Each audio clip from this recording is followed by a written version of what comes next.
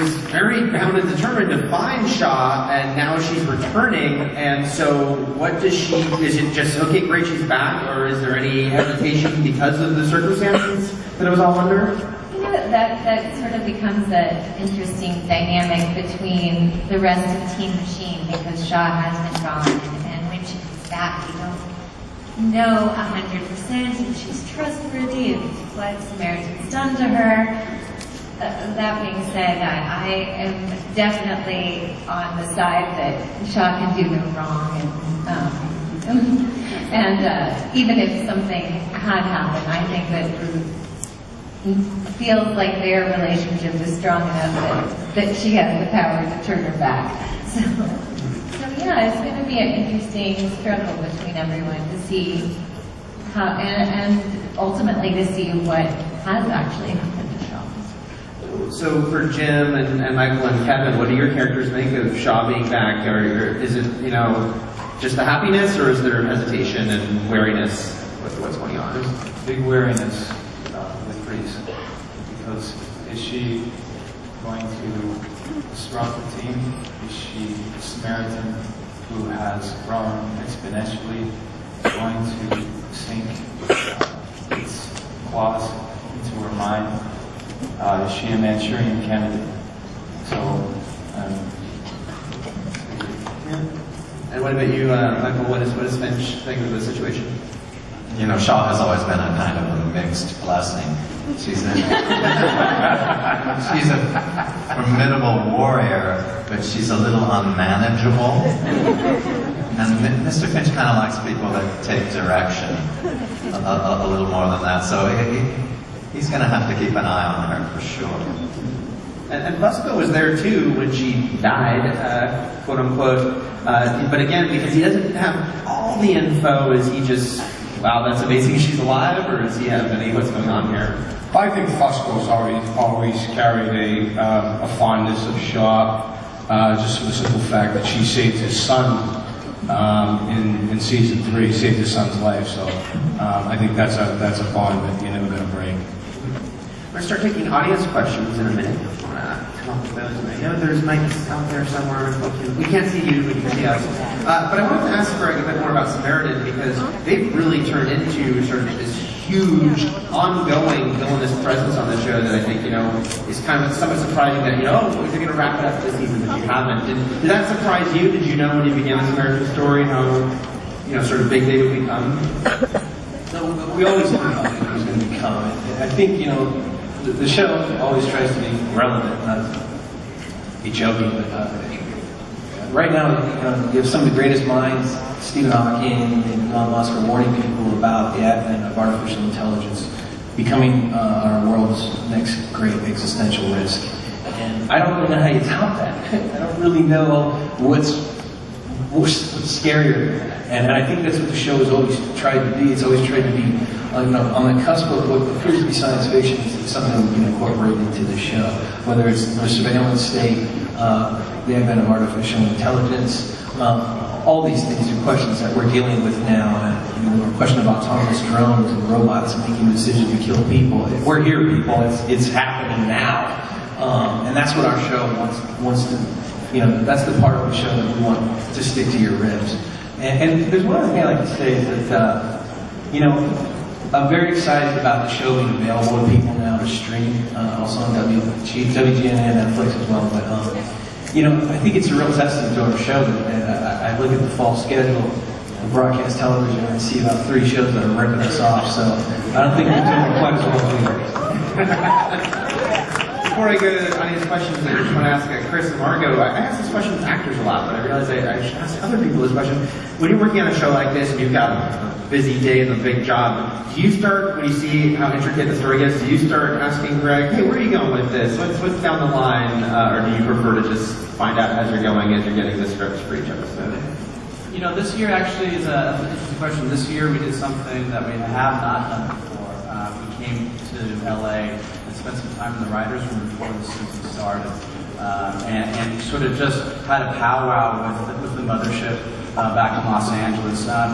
So that was new this year. Before that, I got to say, you know, I I love this show as a fan, and so it was kind of fun just being in New York waiting for the next great script to land on my desk. And I didn't want to ask too many questions. I didn't want spoilers for myself. I really, I love the show for so many reasons. Not the least because I love to watch it. And so it was kind of fun not knowing what's going to happen. The good news about when we came to visit the writers' room this year, they weren't quite yet to the end, so I still don't know either. So I'm right with you guys, waiting to see what happens. You, Margaret? Yeah, same thing, same here. I mean, I think for us, it's a little more, seeing a little bit more into the future is helpful for a lot of, on a lot of levels when you're producing a show like this, because to be able to look and look at the whole, even though we like Fish says, we went out to LA and we powwowed and it was super great, and but not knowing all the intricacies is what makes it fun for us and keeps us fresh and creative from our, from where we work. But yeah, I mean, I think just, we had an overview. There's always lots of questions about where we're headed. I'm always calling Greg or Denise or just trying to get a little extra scoop on something so I can prepare in more of a production way. But yeah, it's helpful to get a little extra overview. So we're going to go to audience questions. We don't have that much time, guys, so let's try to keep questions about the show, not a selfie request or a marriage proposal. So let's start out. Hi, how are you? My name is Leslie, and I'm from Long Island. And I want to say thank you to you guys for coming down to Nassau County and filming a couple of scenes there. And it was awesome to know that you guys were right there near my hometown. And my question is for Jim: is he ever going to find love in this season? I always love passionate him to finding love. He's always involved into his work, and the love interest comes about, but then work gets in the way. Is he going to find love this season? Well, I think you might find, to answer your question, you might find love in about episode 7 for 5 minutes. I feel so bad for you. You're so sweet in the show. Oh, well, thank you very much. I can just tell you that look, the whole premise of this is the numbers. You are the numbers. You are the ones that keep this show afloat. I love it. And that is his heart, is about saving those people. And I'm reminded in your question just that how much I love my castmates. This has been the greatest team. Whatever, if we have another year show.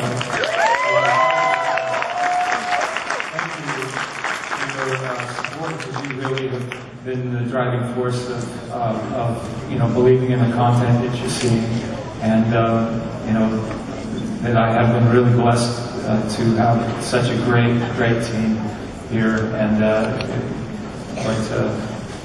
whatever happens, this will be one hell of a season. Great, I'm looking forward to it. Thank you. So we have the one over there.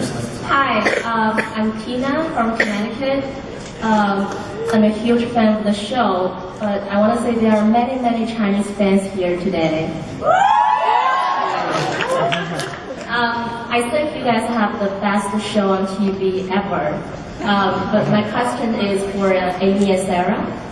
So in terms of Ruth and Shaw's relationship, I don't know how much we can say, but what can we expect in season 5? Just let your mind run rampant. That's the best answer I can give you. Teasing it appropriately and not telling you anything at the same time. Amy? I don't want to get in trouble, Chris. Ruth will be very happy.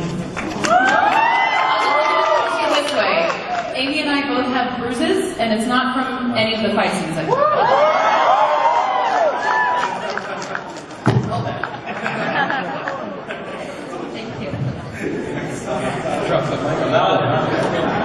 Actually, I wanted to say something.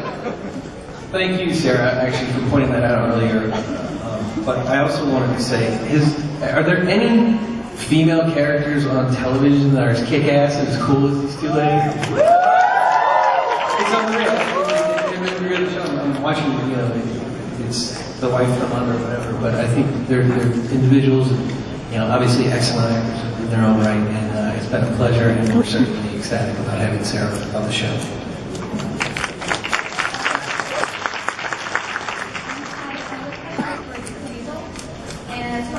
me and my family were a huge fan of the movie We're in Frequency, and I wanted to know. And I know both the show and the movie will heavily rely on like machines to communicate, and I want to know if you compare the movie